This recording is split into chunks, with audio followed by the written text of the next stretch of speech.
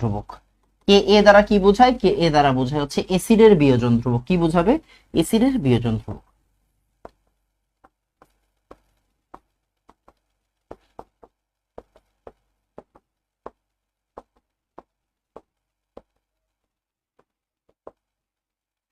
এসিডের বিয়োজন ধ্রুবক। ক্লিয়ার? ওকে।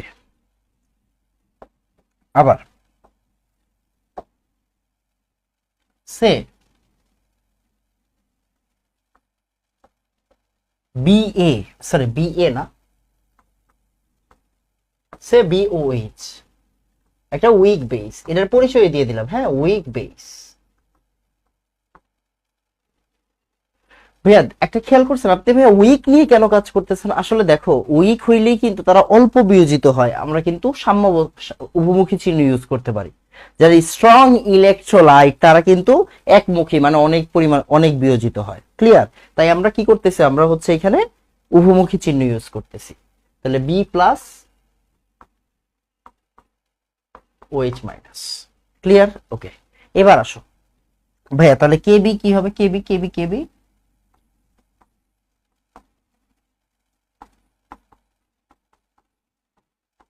উপরে উৎপাদের ঘনমাত্রা, নিচে বিক্রিয়কের ঘনমাত্রা। এই কেবিটা কি বলতো? কেবিটা হচ্ছে ক্ষারের বিয়োজন ধ্রুবক।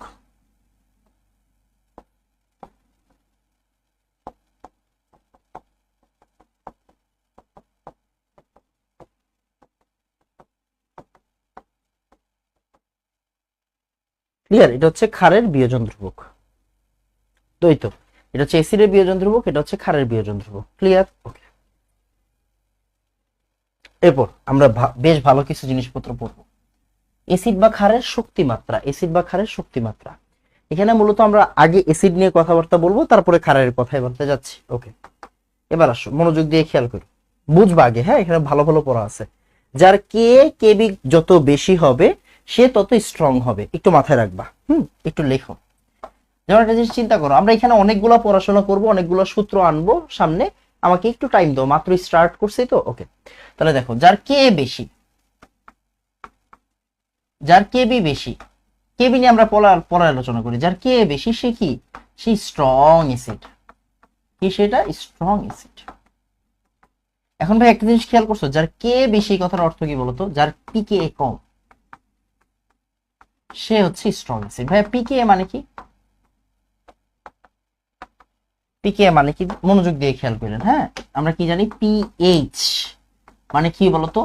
Minus log of H plus.